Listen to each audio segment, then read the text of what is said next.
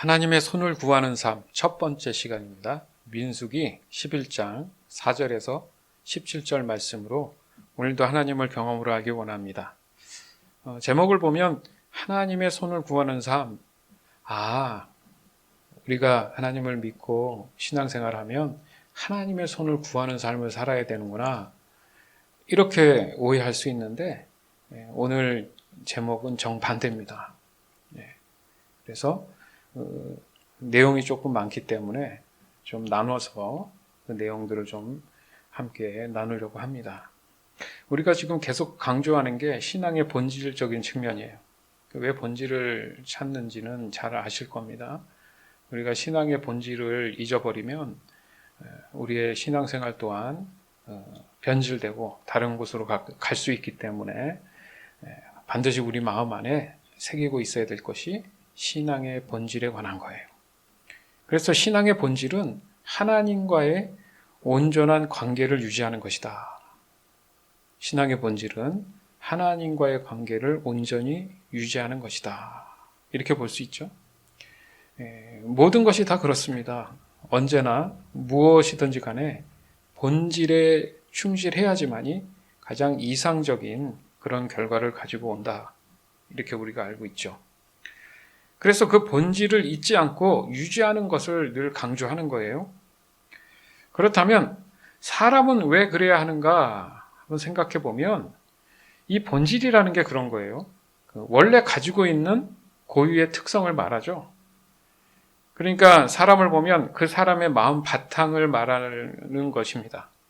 그러니까 다른 말로 하면 본성이다. 본성이 어떤가? 이런 본성이라 할 수 있죠. 이 본질, 본성이라는 말이 있다는 것 자체가 처음 만들어졌을 때 어떤 목적이나 이유나 의미 측면에서 최적화되어 있다라는 것을 알 수 있습니다. 따라서 사람은 본래의 모습이 있어야 되고 그 특성을 가지고 살아가도록 만들어졌다는 것을 우리 또한 알 수 있죠. 물론 사람뿐이겠습니까? 지금 우리가 보고 있는 이 모든 세상의 어떤 것도 본질적인 측면에서 그 특성을 가지고 만들어졌다는 거죠. 따라서 이 모든 것은 누군가의 의도에 의해서 만들어졌다는 것을 알 수 있지 않겠습니까? 그리고 중요한 것은 우리가 살고 있는 이 지구의 모든 것들은 사람과의 유기적 관계 속에서 지금 공존하고 있는 거잖아요. 그죠? 대부분 사람의 필요에 의해서 지금 환경이 조성되어 있는 거 부인할 수 없는 사실이지 않습니까?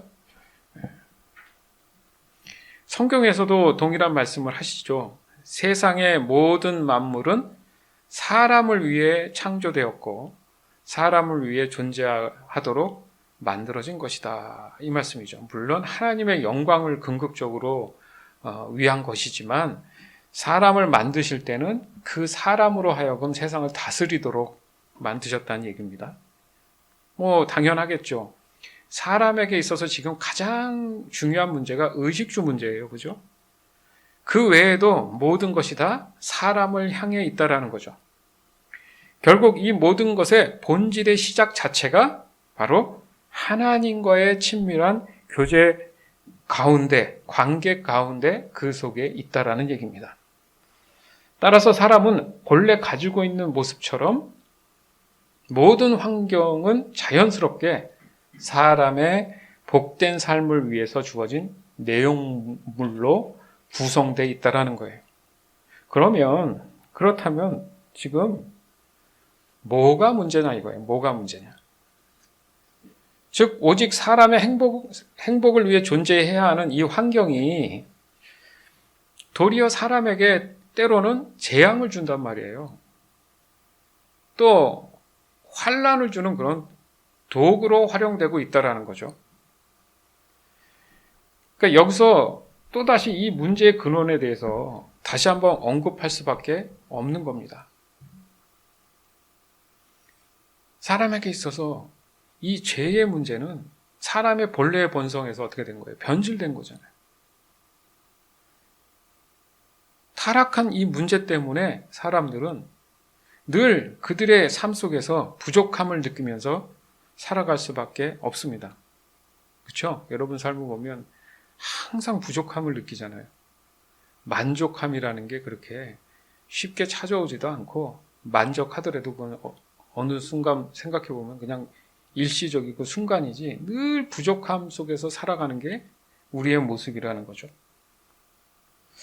이 끝없는 이 체험에 대한 이 갈급함은 사람들로 하여금 더욱 목마르게 하더라는 겁니다. 마치 우리가 음식을 먹을 때 그 음식 맛이 더 좀 이렇게 풍미가 있고 맛있게 만들기 위해서 조미료들이 발전했지 않습니까? 그래서 여러 가지 조미료를 많이 사용하면 먹을 때는 참 맛깔지고 맛있어요. 그런데 그런 경험들 해봤을 거예요. 시간이 좀 지나면 계속 목이 마르고, 그죠? 물을 자꾸 찾는 경우가 있죠. 그거와 좀 비슷하지 않을까 싶어요. 또한 지금 이 시대에 우리가 늘 함께 고민하는 문제 중에 하나가 뭡니까? 지금 팬데믹도 팬데믹이지만 시간적인 차이지, 참 물가는 왜 이렇게 감당할 수 없게 올라가는지. 유럽이나 이런 데는요, 미국에 비해서 진짜 거의 제가 볼 때는 3배 수준, 상당히 높습니다. 그리고 이번에 또 그 미국에 지금 문제가 될 수 있는 게, 단시일 내에 역사적으로 금리 인상을 최대한 거의 7번도 단계적으로 올릴 수도 있다라는 지금 얘기가 나오고 있어요. 도대체 그 돈들이 다 어디 갔습니까? 그렇지 않아요. 우리가 사는 이 편리성, 이 풍부한 음식들, 하나부터 열까지 여러분 전부 다 편안한 삶을 위한 것이라고 하는데 전부 다 돈이 들어가는 건데, 그러면 그 돈이 돌아서 더 나한테도 돌아오고 이래야 되는데 항상 부족함을 느낀다? 뭔가 좀 이상하지 않습니까? 다 같이 누리는 삶이 되면 참 좋은데, 뭔가 경제 발전에 의해서 결과로 남는 것은 항상 빈익빈 부익부예요. 너무 이것이 해결되지 않는 가슴 아픈 현실이란 말이죠. 바로 이런 겁니다. 따라서 사람에게 있어서 가장 열망하는 것의 내용은 그렇게 제가 볼 땐 복잡한 문제는 아니에요. 사람 스스로가 괜히 복잡해하는 거지. 생각해 보십시오. 정치, 경제, 문화, 이러고저러고 다 해봐도 단순하게 생각하면 결론적으로 오늘 하루 돈 걱정 없이 잘 마무리됐으면 좋겠다. 사실 그거 하나밖에 없잖아요, 어떻게 보면. 그러면 이런 상황 속에서 지금 우리가 신앙의 본질이 어떻습니다. 신앙의 본질에 대해서 늘 고민하고 강조하고, 이 자체가 하루하루의 삶에 대해서 어려워하는 그분들한테 한가한 소리라고 들리지 않겠습니까? 사치스러운 거라고 들리지 않겠어요? 우리는 이런 현실을 맞이하면서 신앙생활을 하고 있는 거잖아요. 바로 이 현실을 어떻게 설득해서 여러분 신앙의 본질을 회복해야 됩니다 라고 잘 얘기해서 그들로 하여금 믿음을 갖게 하고 하나님을 더 구하고 찾는 그런 모습으로 변화될 수 있을까? 그러기 위한 것이 복음이잖아요. 근데 여전히 우리는 그것에 대해서 약합니다.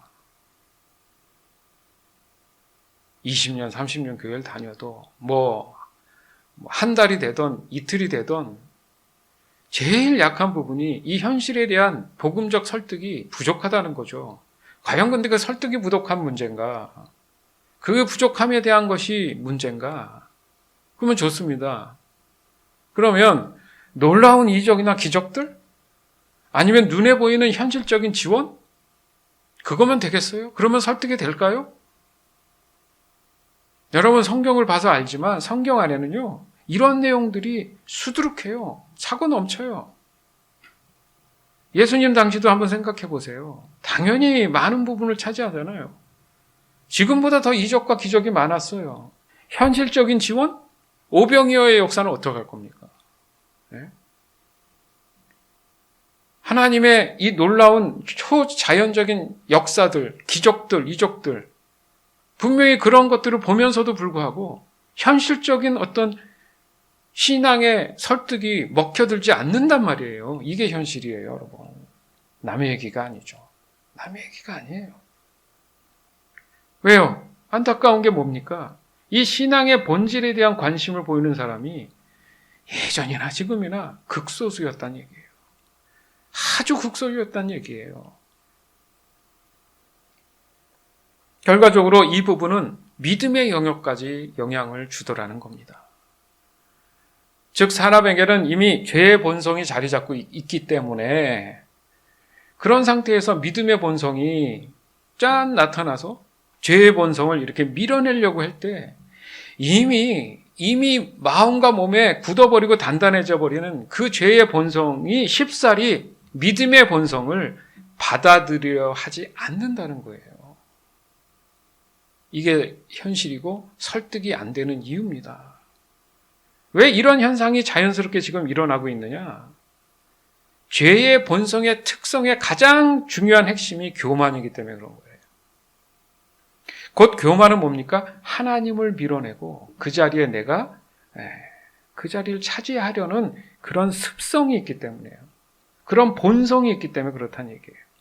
그러니까 결국 교만은 자신이 죽는지도 모르고 눈에 보이는 순간의 그 탐욕으로 인해서 하나님으로부터 떠난 상태인 거죠. 따라서 사람에게 있어서 가장 심각한 문제는 바로 믿음의 회복, 곧 신앙의 회복이라는 이 사실을 결코 가볍게 생각해서는 안 되는데 가볍게 생각한다는 거예요. 가볍게 생각한다는 거예요. 여러분, 사람이 얼마나 이기적인지 모릅니다. 자신도 몰라요. 누가 알려주지 않아도 자연스럽게 나타나는 모습이 사람의 이기심이에요. 이기심이 뭐죠? 나밖에 모른다. 나밖에 모른다. 그러니까 이 이기심은 신앙의 회복이라는 명분 아래 있으면서 여전히 자신의 이기심을 이용해서 하나님 것을 지속적으로 탐하고 있다는 사실을 여러분 아십니까? 즉 하나님의 손만 구하려는 사람들이 대부분이라는 거예요.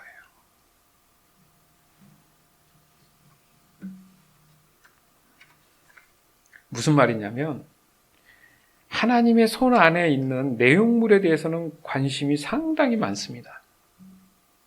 그들은 그래서 말하죠. 신앙의 본질이요?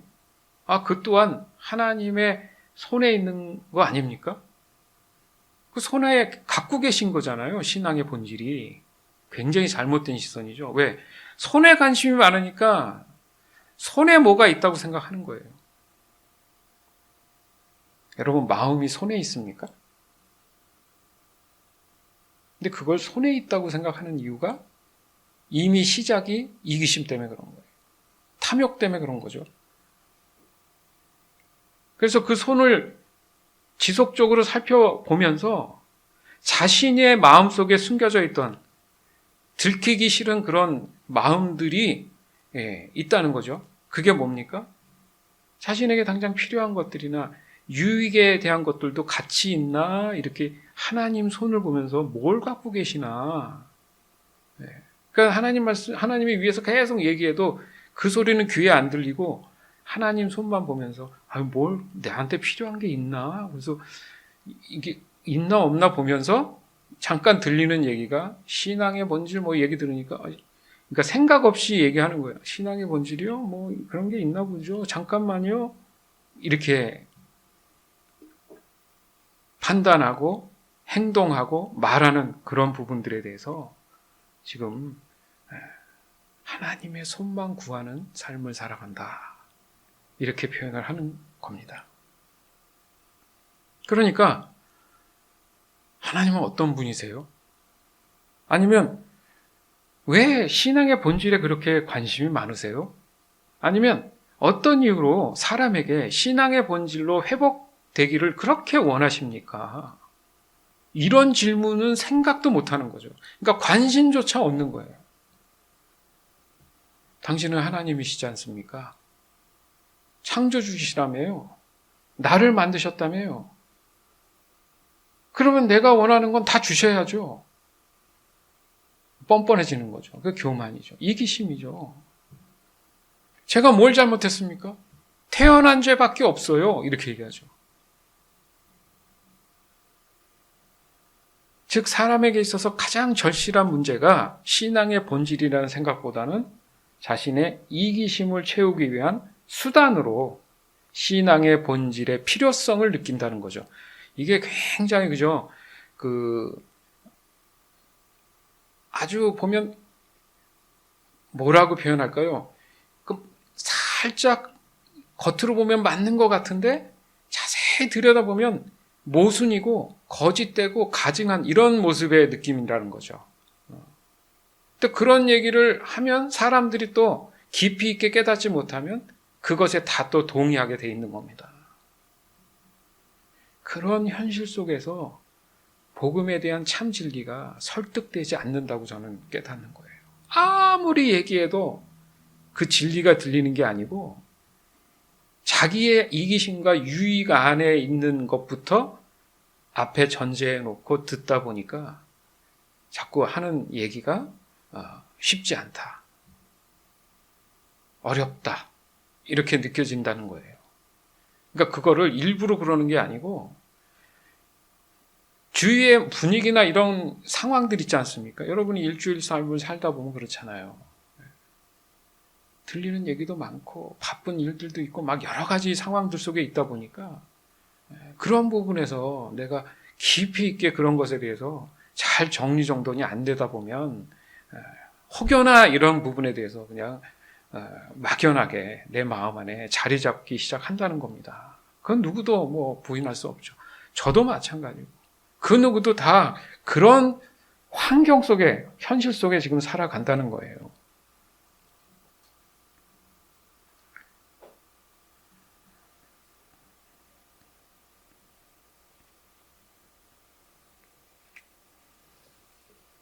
그러나 신앙의 본질은 하나님과의 친밀한 교제라는 아주 단순한 내용을 갖고 있어요. 사람들 생각에는 하나님의 말씀들이 복잡하다 그러는데 자기가 복잡하게 만드는 거죠. 그래서 신앙의 본질적인 측면을 우리가 단순하게 잘 이해하면 이렇게 클리어하고 순수하고 단순할 수 있구나 이렇게 깨닫는다는 거죠. 다시 말해서 하나님을 알고 하나님을 사랑하는 것에 대한 내용이라는 거예요. 신앙의 본질이라는 게. 그걸 생각해 보세요. 내가 하나님에 대해서 얼마나 관심이 있었나. 그냥 하나님 하면서도 여전히 나는 내 삶 가운데의 어떤 필요에 대한 것에 더 골머리를 쏟고 있지 않은가. 그래서 내 부족함과 나의 한계를 느낄 때 하나님을 찾는 것이 오늘 우리 함께 나누는 말씀을 보니까 하나님의 얼굴을 구하는 게 아니고 하나님의 손만 살피고 있었구나. 이걸 조금 정확하게 우리가 보자는 거죠. 그렇기 때문에 하나님의 손만을 구하는 삶에서 나타나는 죄의 본성들이 있다고 얘기합니다. 5가지가 있다고 하는데 오늘은 이제 첫 번째 시간으로 첫 번째, 두 번째만 2가지를 한번 생각해 보려고 해요. 첫 번째가 하나님을 근심하게 한다. 그렇잖아요. 저도 자녀가 있지만 노심초사잖아요. 그죠? 운전하고 밖에 나가고 어떤 일 보고 뭘 하던 간에 늘 기도하고 늘 안전하게 다니길 원하고 뭐 늘 부모들은 다 똑같아요. 그 마음이. 네. 그래서 본의 아닌 그런 마음 안에 노파심도 있지만은 자녀들이 그런 부분에서 잘 이렇게 뭐 부모 말을 안 들었다는 의미보다 스스로 그걸 잘 능동적으로 하기를 바라는데 때로 이런 말 하잖아요. 부모의 마음을 잘 모른다. 뭐 이런 얘기 하듯이 하나님 또한 하나님의 말씀을 잘 깨닫지 못한다 했을 때 하나님 또한 부모의 마음처럼 근심한다는 거예요. 근심. 두 번째가 하나님의 길을 알지 못한다. 그러니까 자기 생각대로 제멋대로 하다 보니까 관심이 없다 보니까 하나님이 어떤 길을 가든 상관이 없다는 얘기죠. 자, 첫 번째, 하나님을 근심하게 합니다. 민수기 11장 4절에서 10절. 백성 가운데 섞여 살던 외국인들이 음식에 욕심을 품고 불평했습니다. 이후고 모든 이스라엘 백성도 불평하기 시작했습니다. 그들이 말했습니다. 고기를 먹었으면 좋겠소. 이집트에 있을 때에는 생선을 마음껏 먹었소. 그 밖에도 오이와 수박과 부추와 파와 마늘을 먹었소. 그런데 지금은 이 만나밖에 없으니 우리 몸이 쇠약해지고 말았소. 만나는 작고 하얀 씨처럼 생겼습니다. 백성들은 그것을 주워 모아서 맷돌에 갈거나 절구에 찧었습니다. 그래서 냄비에 요리를 하거나 과자를 만들기도 했습니다. 그러자 그것은 기름에 구운 빵 맛이 났습니다. 밤마다 진의 이슬이 내릴 때 만나도 같이 내렸습니다. 모세는 백성의 온 가족들이 자기 장막 입구에서 우는 소리를 들었습니다. 여호와께서 매우 노하셨습니다. 그래서 모세는 당황했습니다. 아하, 이게 참 보세요. 이게 어떻게 보면 이스라엘 백성들은 문제없이 신앙의 본질을 따라서 그대로 하나님 말씀대로 잘 순종해 가면서 가나안 땅으로 안전하게 갔고 도착할 수도 있는 문제예요. 그런데 지금 말씀을 보니까 그 백성 가운데 섞여 살던 외국인도 있었네요. 그죠? 그래서 외국인들이 음식에 욕심을 품고 해요. 욕심. 배고파서가 아니라 욕심을 품고 불평을 했다. 그러니까 이스라엘 백성들이 옆에 있는데 그런가? 그러니까 이윽고 모든 이스라엘 백성도 불평하기 시작했다. 생각해 보세요. 이스라엘 백성들은 하나님이 택한 민족입니다. 그래서 도리어 그 자긍심도 있고 하나님을 사랑하고 경외하는 마음이 있으면 그들에게 뭐라고 해야 됩니까?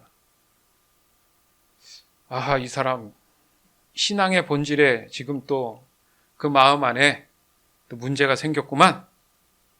하나님이 지금까지 이끌어 주셨고 우리에게 필요를 다 채워주시는 거 모릅니까? 하면서 이렇게 단호하게 강력하게 야단도 치면서 말씀을 선포하면서 이렇게 했으면 얼마나 좋았을까 이 생각이 잠깐 들었죠. 그런데 이스라엘 백성들 마음 안에도 욕심이 있었나 봐요. 그렇죠? 그러니까 욕심을 품고 있었기 때문에 기회다.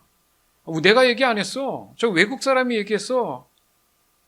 그래서 도리어 거기에 쓸려가지고 같이 욕심을 품고 불평을 하기 시작합니다. 이런 모습을 보면서 떠오르는 생각이 또 있었죠. 처음에 하와가 뱀의 말에 미혹됐을 때 그 장면이 생각이 났습니다. 그때도 뱀을 탓해야 하지만 중요한 게 뭐예요? 하와가 뱀의 말에 동의하고 동조했다는 거죠. 그리고 그의 남편에게도 그 아담에게도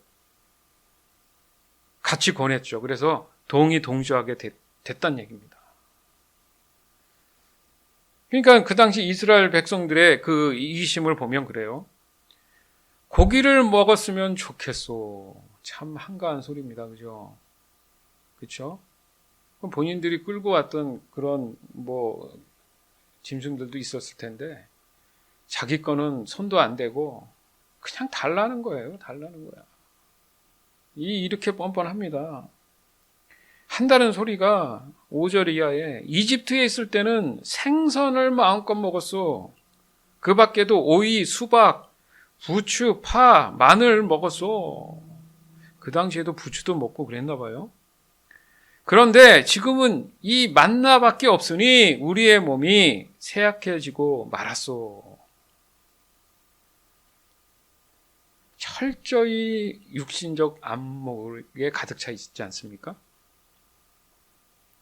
그들에게는 신앙의 본질에 관한 관심이 전혀 느껴지지 않는단 말이에요. 도리어 세상의 것들에 자신의 이기심을 채우기 위한 생각들이 온통 차여 있어요. 마치 하나님을 알고 난 후에, 내가 예수 믿고 구원받은 후에 자신의 삶이 더 퇴보하고 쇠퇴해 간다고 얘기하는 듯 느껴진다는 거죠. 맞잖아요. 차라리 내가 구원 안 받을 때는 술도 좀 잠깐 마시고 맛있는 것도 좀 먹고 좀 거짓말도 좀 하면서 좀 이러고 살아야지. 유행가도 좀 신나게 부르고 세상 사람들 춤추고 노는데 클럽도 좀 가고 차라리 이런 거 아니에요. 근데 신앙생활 시작해보니까 이거 하지 마라 저거 하지 마라, 뭘 제약도 많고 하지 말라는 게 많은지 내 몸이 다 쇠약해지고 있어. 똑같은 얘기예요.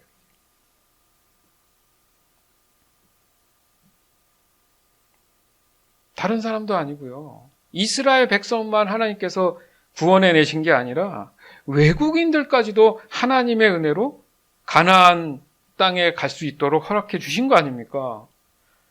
그럼에도 불구하고 이렇게 뻔뻔하고 가증할 수 있습니까? 이스라엘 백성들이 그랬다고 하면 좀 그렇다 하지만은 같이 정말 붙여준 것만도 고마운 일인데 이제 대놓고 뻔뻔하게 있는 이스라엘 백성까지 마음을 흐트러 놓고, 또 이스라엘 백성들은 또 그들 마음 안에 또 그런 욕심이 또 함께 해서 동조하고 엉망진창 아닙니까? 얼마나 가증한 일입니까? 그 생각해 봤어요. 그 외국인들은 도대체 어디서 왔을까? 이집트에서 만약에 같이 나왔다면 이집트 사람일 수도 있잖아요. 그죠? 그러면 그 당시에 재앙들이 있었어요. 그죠? 그거 재앙들 피하려고 자신들 살아남기 위해서 어떻게 하면 되나 봐서 이스라엘 백성들이 하는 행동대로 그대로 계산을 해서 살아남은 건 아닌지. 하나님의 손만 구한 거잖아요. 자기만 살아남으려고. 우리는 안 그럴까요? 거기서 끝났습니까? 그 많은 사람들이 모세가 있는 장막 그 입구까지 와서 그 많은 사람들이 울었다고 생각해 보세요. 무슨 합창도 아니고 얼마나 그 울음소리가 부담스럽고 큰 소리로 들려왔겠어요, 모세한테. 그런데 보세요. 그 울음소리가 들렸고 하나님 여호와께서 매우 노하셨다. 모세는 당황했다. 그들이 왜 울었습니까, 지금? 문맥상 보면 만나만 주지 말고 다양한 음식도 달라. 지금 피켓 시위하는 거잖아요. 우리에게 생선도 달라. 여러분 상상을 해보세요.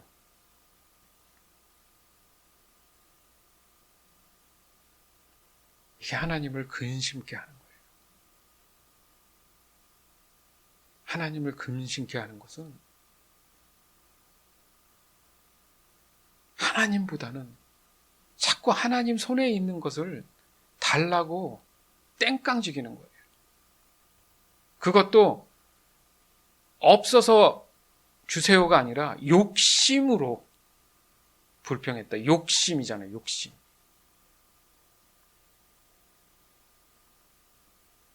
한편으로 생각해 보면 만나로 인해서 늘 부족함을 느꼈다면 이거 갖고는 부족해요. 고기를 먹어야 또 이렇게 근력도 생기고 여러 가지 얘기할 거 아닙니까? 야채를 먹어야 또 어쩌고 저쩌고 해가면서. 네.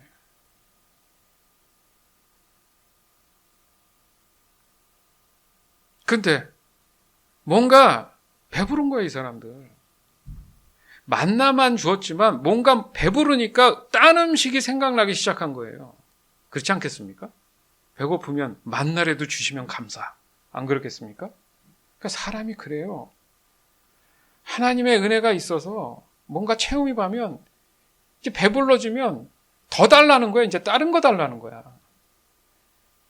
그래서 하나님의 은혜는 내가 약간 배고픈 듯 해야 은혜가 더하는 것 같아요. 제 생각에. 그래야 더 갈급하고 하나님을 더 찾아요. 근데 조금 살만하면 자꾸 세상 것을 빗대고 과거의 삶을 자꾸 생각을 해요. 그때나 지금이나. 그게 불쑥불쑥 올라가서 하나님을 근심케 한다는 거죠. 이제 앞으로 전개될 심각한 내용에 대해서 더 이제 보게 되면 여러분 더 마음 안에 하나님의 그 사랑 안에 내가 신실하게 거해야 되는구나를 더 확실하게 느낄 겁니다. 그러다 보니까 그렇게 울면은 하나님이 그 사람들 불쌍히 여겨서 다양한 음식을 주실 줄 알았을 텐데 하나님의 근심이 더해졌고 모세 또한 이제 지쳤어요. 그러니까 만나라는 게 그렇잖아요. 요즘 여러분들 그 작은 캡슐에 들어있던가 알약으로 만들어진 영양제들 많잖아요. 그 아이디어가 어디서 왔을까 생각해 보니까 만나에서 온 거예요. 만나에서. 그 당시에 그걸 뭐 튀겨 먹던 뭐 하던 그 작은 요만한 그 음식, 알갱이 같은 음식들이 그 취해서 먹었을 때 영양분이 다 충분히 됐다는 얘기잖아요. 그죠? 건강식품 아닙니까? 그러니까 배부르게 먹는 것도 좋은데 배부르지 않으면서 영양소가 섭취되면 제일 좋잖아요. 그죠? 풍만감은 좀 떨어지겠지만 몸에는 좋았겠죠. 그러니까 문제는 뭡니까?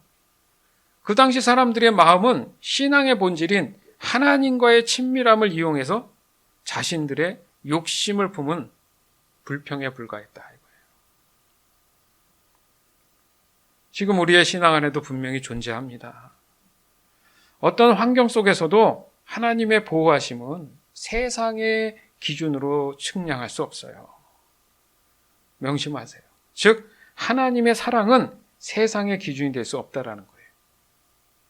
다만 심각한 문제는 하나님의 사랑을 이용해서 자신들의 배만 채우면 된다는 그 얄팍한 어리석음에 빠진 것도 모르고 나는 너무 똑똑해, 나는 너무 현명해 이래가면서 자기들끼리 서로 칭찬하고 있는 우스꽝스러운 모습들이 있다는 거죠. 두 번째는 하나님의 길을 알지 못한다. 민수기 11장 11절에서 17절. 모세가 여호와께 여쭈었습니다. 왜 저에게 이런 어려움을 주십니까? 저는 여호와의 종입니다. 제가 무슨 잘못을 했습니까? 왜 저에게 이 모든 백성을 맡기셨습니까? 저는 이 모든 백성의 아비가 아닙니다. 저는 이 백성을 낳지 않았습니다. 왜 저더러 여호와께서 저희 조상에게 약속하신 땅으로 저들을 인도하게 하십니까? 왜 저에게 유모가 젖먹이를 품듯이 그들을 품으라고 하십니까? 모든 백성이 먹을 고기를 제가 어디에서 얻을 수 있겠습니까? 저들은 고기를 먹고 싶다라고 저에게 부르짖고 있습니다. 저 혼자서는 이 모든 백성을 돌볼 수 없습니다. 저에게는 너무 힘든 일입니다. 저에게 이렇게 하시려거든 차라리 저를 지금 죽여주십시오. 제가 여호와께 은혜를 입었다면 저를 죽여주십시오. 그래서 이 어려움을 더 이상 보지 않게 해주십시오. 여호와께서 모세에게 말씀하셨습니다. 이스라엘의 장로 70명을 데려오너라. 백성 가운데서 내가 지도자로 알고 있는 사람들을 뽑아오너라. 그들을 만남의 장막인 회막으로 데려오고 너도 그들과 함께 서 있어라. 내가 내려가 너와 말하겠다. 너에게 있는 영을 그들에게도 줄 것이다. 그러면 그들이 너와 함께 백성을 돌볼 수 있을 것이다. 너 혼자서 백성을 돌보지 않아도 된다. 아멘. 그러니까 그 당시 모세는 자신의 책임에 대해서 걱정을 합니다. 뭔 말입니까? 저보고 어쩌라는 거예요. 생각해보면 이스라엘 백성들의 이 끊임없는 자신들의 그 욕심에 대한 불평이요. 애굽 나올 때부터 시작했어요. 40년 내내 그랬어요. 하루 이틀도 아니고 여러분 40년 동안을 모세는 달달 볶였어요. 지치는 게 당연한 거 아니겠습니까? 분명히 하나님의 하심을 분명히 알지만 이게 현실적으로 오는 중압감이라는 게 있지 않겠습니까?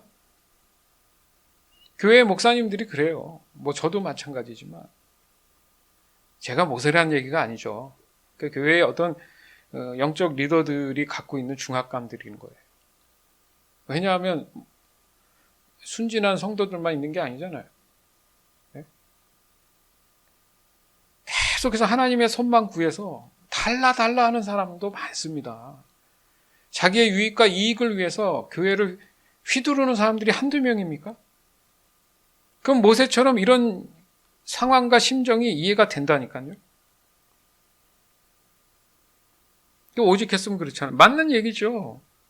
저는 이 모든 백성의 아비가 아닙니다. 저는 이 백성을 낳은 적이 없어요. 자식도 아니죠, 당연히.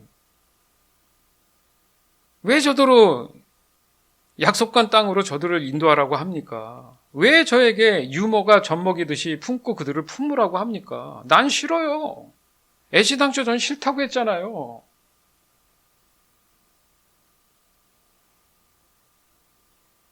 백성이 먹을 고기를 제가 어디서 얻을 수 있겠습니까?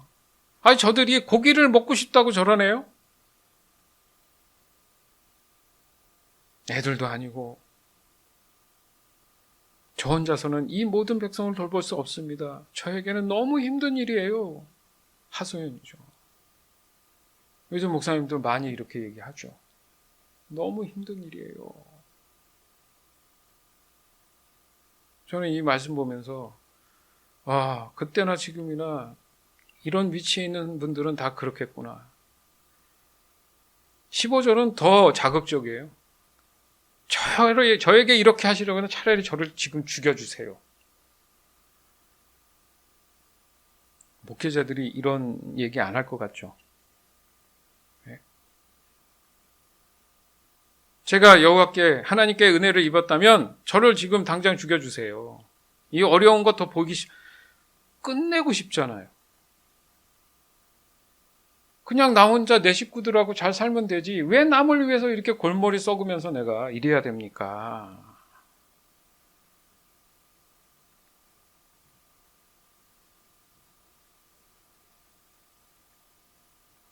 모세조차도 하나님의 길을 알지 못하는 듯이 자신의 어떤 한계만을 강조하는 그런 모습인 듯 보이지만 그렇지 않아요.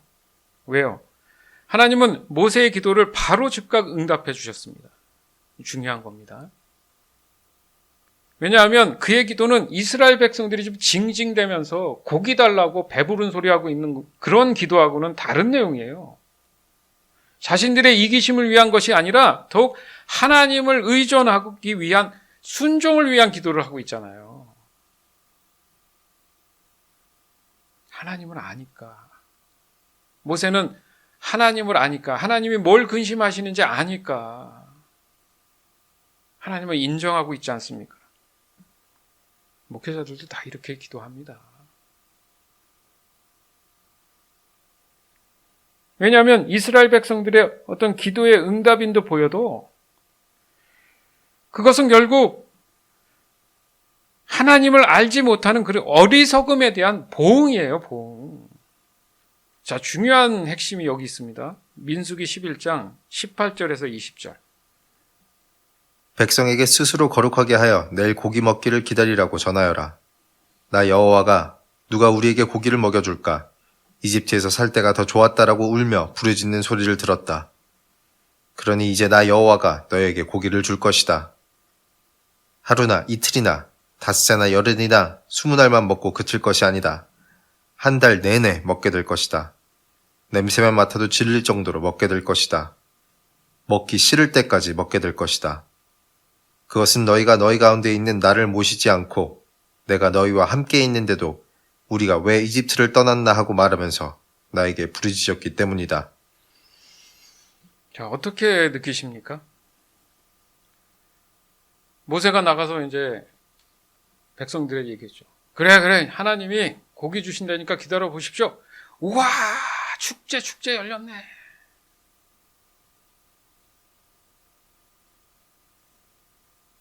아니요.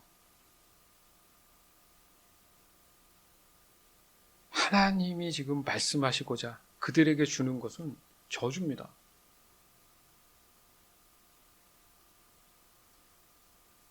보세요. 하루나 이틀이나 닷새나 열흘이나 20날 먹고 그칠 게 아니라 한 달 내내 먹게 하는데 냄새만 맡아도 질릴 정도로 먹게 해주겠다. 이게 좋은 뜻입니까? 먹기 싫을 때까지 먹게 해줄 될 것이다. 좋은 뜻입니까? 사람들은 와, 그래, 이거 먹고 죽자, 그럴 수도 있겠죠. 그러니까 사람이 그래요. 하나님이 뭔가를 채워주시면, 우와, 하나님이 나에게 복 주셨어. 할렐루야.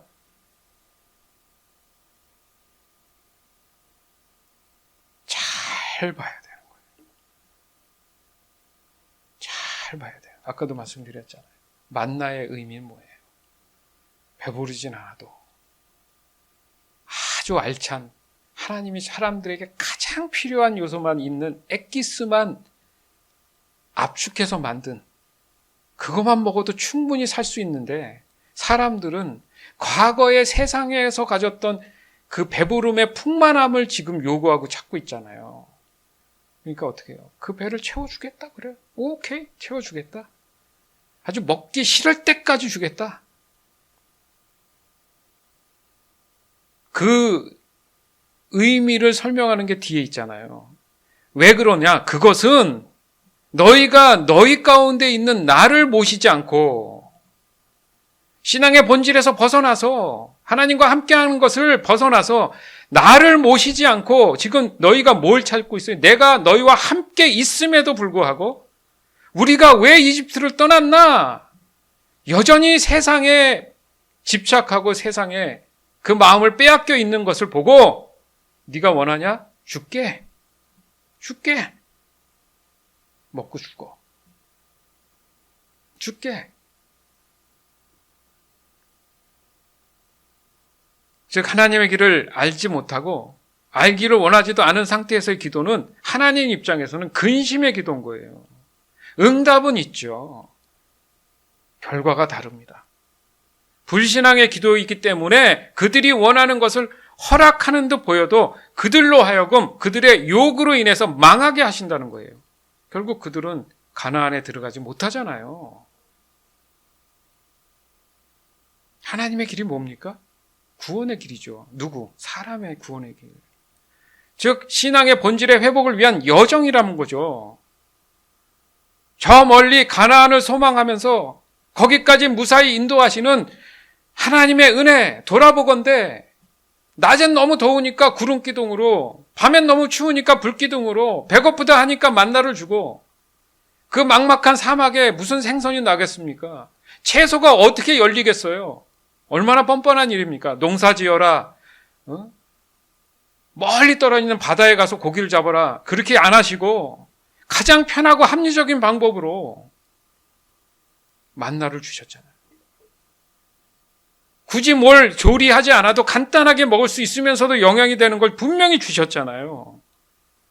사람은 눈에 보이는 크기와 가치로만 자꾸 따지니까.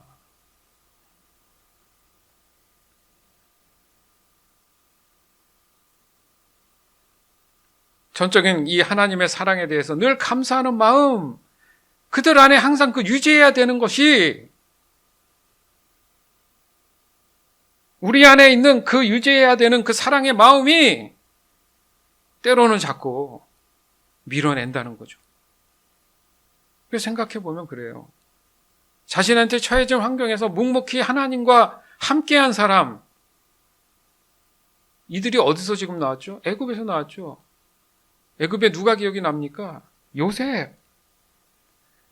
요셉이 있을 때만 해도 문제가 없었어요. 근데 요셉이 죽고 나서 많은 세월이 흐르고 이제는 그 애굽을 나온 그 후손들은 완전히 지금 다른 모습을 하고 있다는 얘기죠. 그래서 늘 강조하는 게 뭐예요? 신앙의 본질에 있어서 하나님을 향한 마음. 즉 늘 기쁘고 순수한 마음. 그런 사람은 하나님의 손만을 구하는 것조차 상상하지 못합니다. 감히. 어떻게 내가 하나님 것을 탐하고 하나님이 무엇을 갖고 있는지 볼 수 있습니까? 죽을 수밖에 없는 나를 이렇게 하나님의 거저 주신 은혜로 구원해 주셨는데, 가라면 가고 쓰라면 쓰겠습니다. 그렇게 돼야 정상이죠. 주신 대로 감사, 안 주셔도 감사. 이렇게 돼야지 정상이죠.